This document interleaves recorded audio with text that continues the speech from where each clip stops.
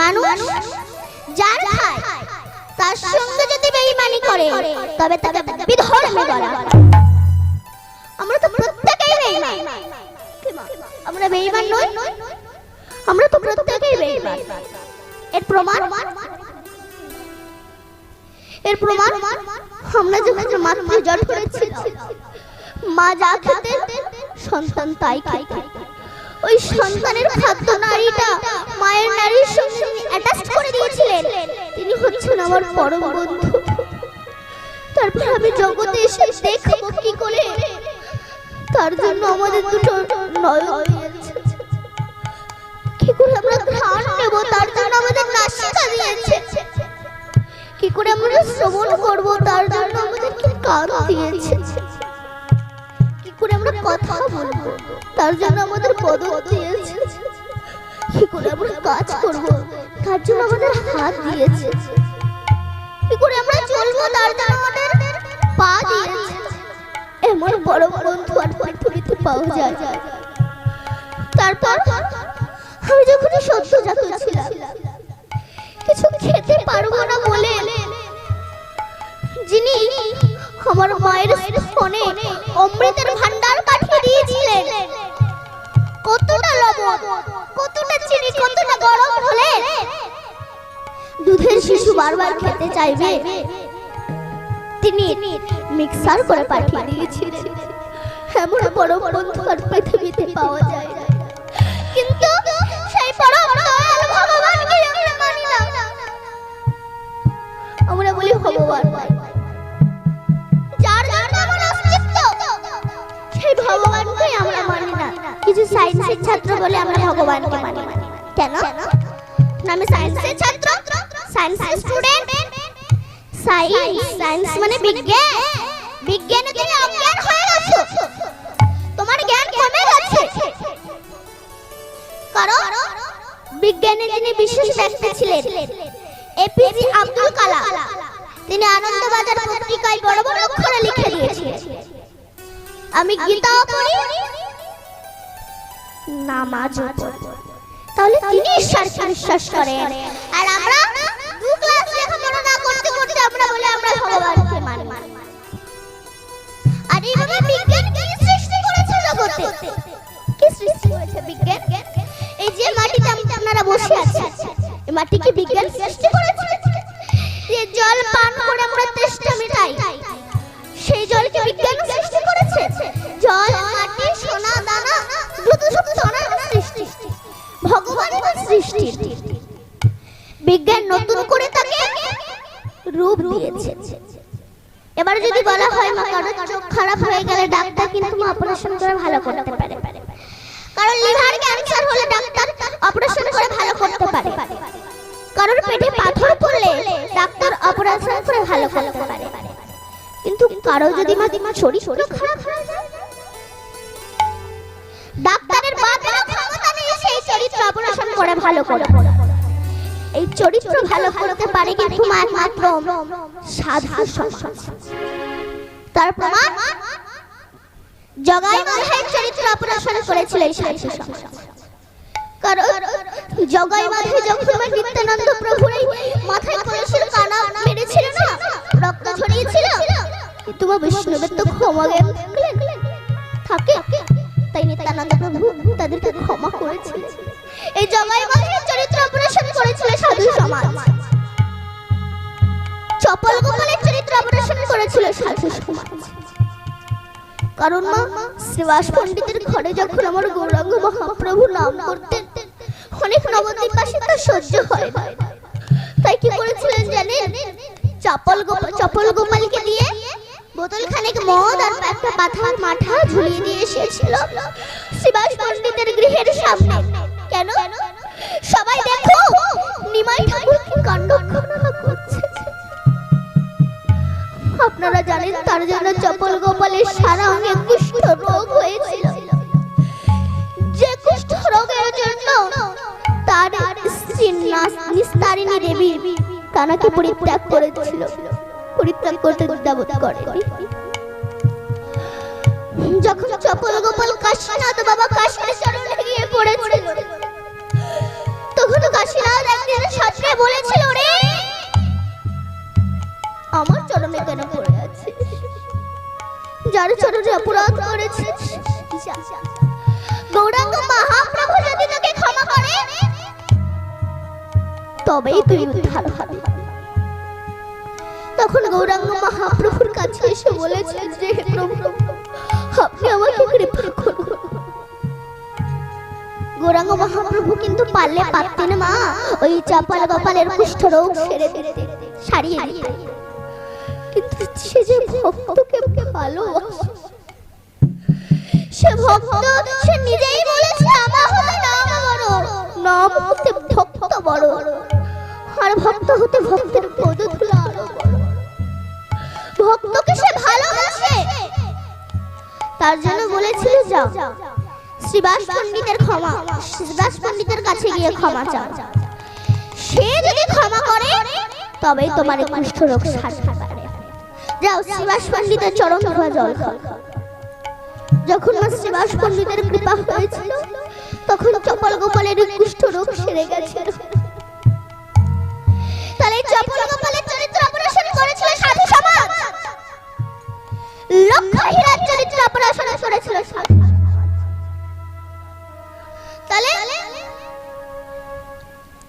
চরিত্র যদি কারোর খারাপ হয়ে যায়, ডাক্তার কিন্তু অপারেশন করে ভালো করতে পারে না। চরিত্র যদি কারোর খারাপ হয়ে একবার যায় মা, তবে একমাত্র সাধু সমাজই পারে। তার প্রমাণ আপনি সমাজ বাড়ি যান, বড় বাড়ি যান, পাড় বাড়ি যান, সেখানে বড় বড় বৈষ্ণব এমএ ট্রিপল এমএ পাস, কিন্তু তারা ওই সমস্ত কিছু পরিত্যাগ করে দিয়ে আজ গৌরাঙ্গ বলে ধুলাই গায়ে পড়েছে। আজ রামকৃষ্ণ মিশনের পাশে যে একটা আশ্রম আছে নিম্পি, সেখানে বড় বড় বৈষ্ণব তারা সবকিছু ধন সম্পদ পরিত্যাগ করে দিয়ে আজ তারা ব্রহ্মচারী হয়ে নাম করছে। তাহলে তারা ভগবানকে মানে, আর আমরা আমাদের এই গ্রামে কিছু মূর্খ শয়তান অসভ্য এরা ভগবানকে মানে না। তাই বলছে জানিয়া শুনিয়া বিষ খাই। মদের বোতলে লেখা থাকে, সিগারেটের প্যাকেটে লেখা থাকে ধূমপান ক্যান্সারের কারণ, আমরা জেনে শুনে খাচ্ছি। তবে আমার মূর্খর জগতে আছে মা, আমার মতো মূর্খ জগতে আছে যারা শিশু বাচ্চা কিছু বোঝে না, তারা আগুনে হাত দিয়ে দেয়, তারা মূর্খ। আর এই সংসারে প্রত্যেক মানুষ এই বিষ খেয়ে পড়ে আছে, আর এরাই উদ্ধার করার জন্য স্বয়ং কৃষ্ণ আমার গৌর হয়ে ডাক্তার হয়ে নবদ্বীপের হসপিটালে এসেছে এই কলিযুগের বিষ খাওয়া মানুষগুলোকে উদ্ধার করার জন্য। কি নিয়ে এসেছে? কোন ইনজেকশন নয়, কোন গরমের ইনজেকশন নয়, কোন ঔষধ নয়, কিনেছে মা হরির নামৈব হরির নামৈব হরির নামৈব কেবলম কলিও নাস্তিব নাস্তিব নাস্তিব গতি অন্যথা। হরি নাম ছাড়া কলিজীবের গতি নয়, না না না। এই সংসারে যে মা বিষে পরিপূর্ণ, বিষ ছাড়া সংসারে কিছু নাই। বাক্সের ভিতর যেমন জামা কাপড় টাকা পয়সা থাকে, এই সংসার বাক্সের ভিতর শুধু দুঃখ জ্বালা যন্ত্রণা বেদনা, এছাড়া কিছুই নেই। কারণ আমাদের এত কষ্ট কেন, এত বেদনা, এত জ্বালা, এত যন্ত্রণা কেন? বলছে আমরা শাস্ত্র বহির্মুখী কাজ করি বলে আমাদের এত দুঃখ জ্বালা যন্ত্রণা। শাস্ত্র শব্দের অর্থ হচ্ছে শাসন করা। বাবা মার শাসন যে মানে না, সে ছেলে ছেলে হয়, সে কুলঙ্গ তৈরি হয়। এক ব্যক্তি মেন রাস্তার উপর দিয়ে ডান দিক থেকে সাইকেল চালিয়ে যাচ্ছে।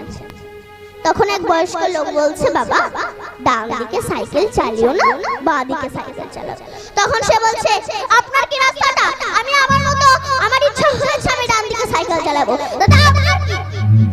তাহলে দেখেছেন মা, এই শাসন না মানার জন্য কিন্তু মা আপনাকে অল্প বয়সে জমের বাড়ি যেতে হবে।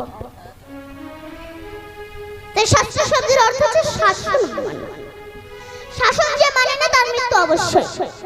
সকাল সকাল তার প্রমাণ আমরা জানি না, যখন পঞ্চ পাণ্ডব তারা যখন বনবাসে এসেছিল, এবার আছেন একদিন পঞ্চ পাণ্ডবের মধ্যে যুধিষ্ঠির যিনি বড় দাদা, সে সহদেবকে বলেছিল, সহদেব যাও না আমার জন্য একটু জল আনো। তখন সহদেব গিয়ে পুষ্করিণী থেকে যেই না জল নিতে যাবে, তখন এক ধর্মরাজ সাদা বক বললেন, দাঁড়াও ধর্মরাজ, দাঁড়াও যুধিষ্ঠির, আমার প্রশ্নের উত্তর দিয়ে তবেই জলে স্পর্শ করবে। কিন্তু সহদেব কান দিলেন না, এই একটা বক আমাকে জ্ঞান দিচ্ছে। কিন্তু যেই জলে স্পর্শ করলে সঙ্গে সঙ্গে মারা গেলেন, সঙ্গে সঙ্গে মারা গেলেন। যুধিষ্ঠির ভাবছে এখনো তো এলো না, অর্জুনকে পাঠিয়েছে, অর্জুন যাও তো একটু দেখে এসো। অর্জুন গেলেন, আবারও সেই একই ঘটনা। ধর্মরাজ বক বললেন দাঁড়াও, অর্জুন শুনলেন না কিছুতেই। তখন সেই জলে স্পর্শ করলেন, অমনি মারা গেলেন। তারপর ভীম গেলেন, তারপর নকুল গেলেন, একই ঘটনা। সবাই চার ভাই মরে জলের উপর ভাসছে। যুধিষ্ঠির ভাবছে চারজনায় গেল, ফিরে তো কেউ এলো না। এবার যুধিষ্ঠির মানে নিজেই এসেছে, এসে দেখছে চার ভাই মরে জলের উপর ভাসছে। তখন যেই যুধিষ্ঠির স্পর্শ করতে যাবে জলকে, তখন সেই ধর্মরাজ সদাবগ বলেন, দাঁড়াও যুধিষ্ঠির, আমার চারটে প্রশ্নের উত্তর না দিয়ে তোমার চার ভাই জলে স্পর্শ করেছে, তাদের মৃত্যু হয়েছে। আমার চারটে প্রশ্নের উত্তর দিয়ে তবেই জলে স্পর্শ করো, নইলে তোমারও কিন্তু এই একই অবস্থা হবে, তোমারও একই অবস্থা হবে। তখন যুধিষ্ঠির বলছে, বলুন কি চারটে প্রশ্নের উত্তর?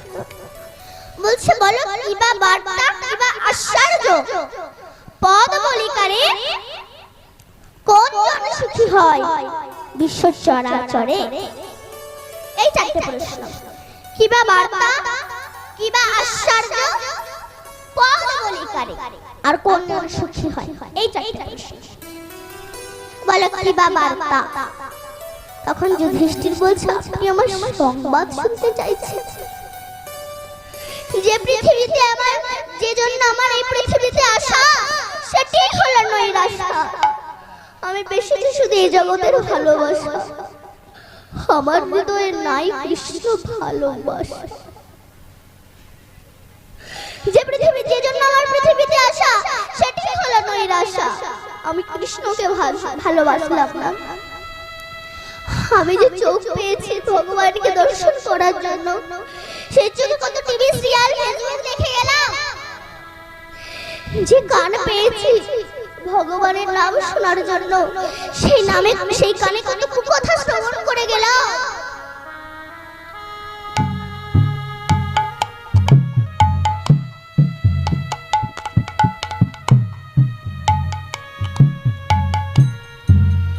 যে নাসিকা পেয়েছি তুলসীর ঘ্রাণ নেওয়ার জন্য, সেই নাকি কত মাছ মাংসের ঘ্রাণ নিলাম।